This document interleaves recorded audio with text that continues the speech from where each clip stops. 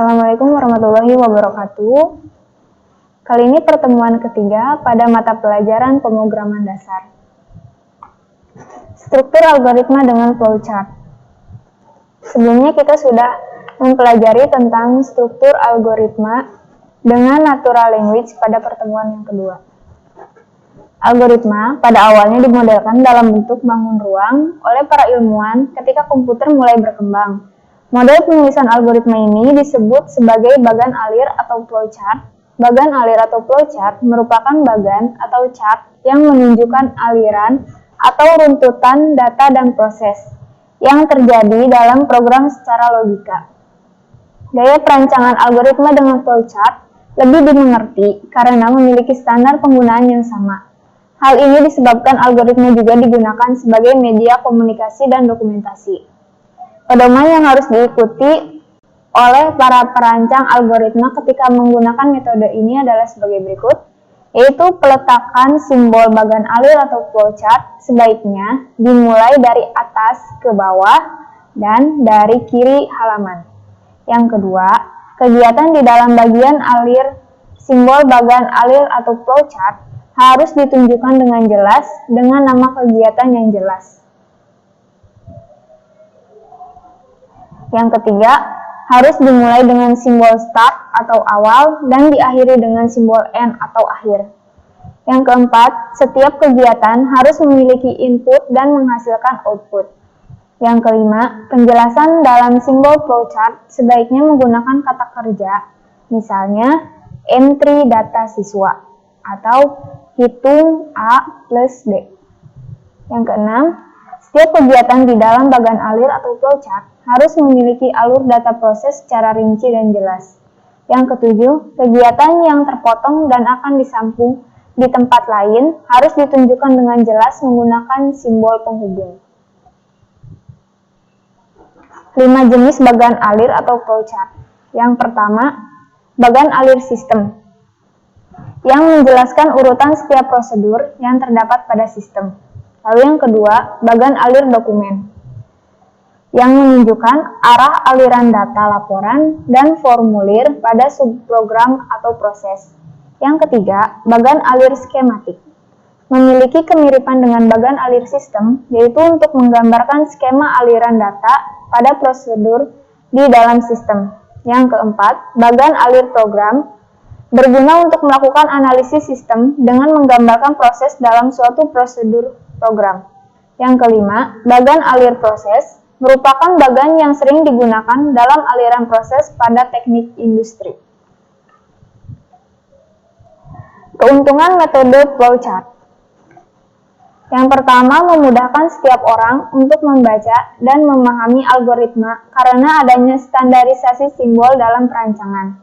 Yang kedua, cocok untuk algoritma dengan skala kerumitan tingkat rendah.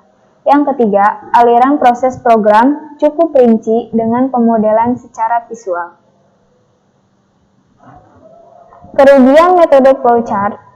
Yang pertama, tidak cocok untuk program yang kompleks. Yang kedua, membutuhkan tools khusus untuk merancang algoritma. Yang ketiga, cukup sulit untuk menerjemahkan ke dalam bentuk kode program sebenarnya. Yang keempat, penjelasan dalam alir proses tidak detail. Pedoman merancang algoritma dengan bagan alir program.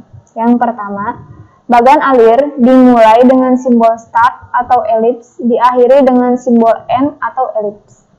Untuk memulai suatu proses secara komputing, diperlukan inisialisasi atau proses deklarasi yang berfungsi untuk menentukan susunan variabel konstanta proses manual input data.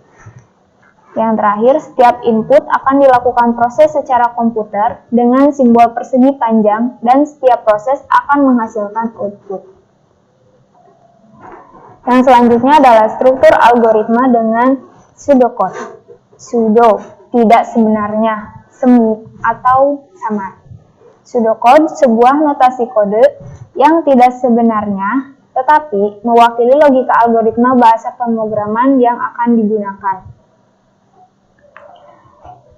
Namun, Pseudocode tidak memiliki aturan penulisan khusus seperti dalam bahasa pemrograman. Tidak ada aturan khusus yang mengharuskan penulisan struktur algoritma dengan pseudocode seperti aturan dalam bagan alir atau flowchart program. Pedoman penulisan pseudocode yang pertama memiliki bagian header yang menunjukkan judul algoritma, komentar, dan deklarasi. Yang kedua, memiliki bagian badan algoritma yang merupakan inti proses. Yang ketiga, memiliki bagian akhir proses algoritma yang menandakan bahwa proses alir program algoritma telah berakhir. Yang keempat, pada saat pendeklarasian variabel, gunakanlah format berikut. Deklarasi, nama underscore variabel titik 2 tipe data. Contohnya, deklarasi nama variabelnya X, tipe datanya integer. Jadi X titik 2 integer. Yang kelima, assessment, pernyataan atau penugasan. Saat memberikan value pada variabel dan konstanta, gunakan format penulisan berikut.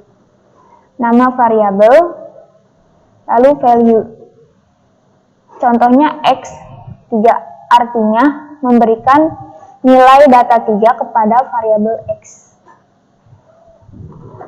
Yang keenam, lebih banyak menggunakan bahasa Inggris dalam merepresentasikan alir program. Contohnya, read, meminta masukan data dari keyboard oleh pengguna. Write, menampilkan nilai data variabel pada layar monitor. While, untuk perulangan yang artinya akan dilakukan selama benar. If, then, artinya jika maka, adalah metode penyeleksian kebenaran. Contohnya read M, di mana perintah tersebut meminta masukan data dan disimpan ke variabel M.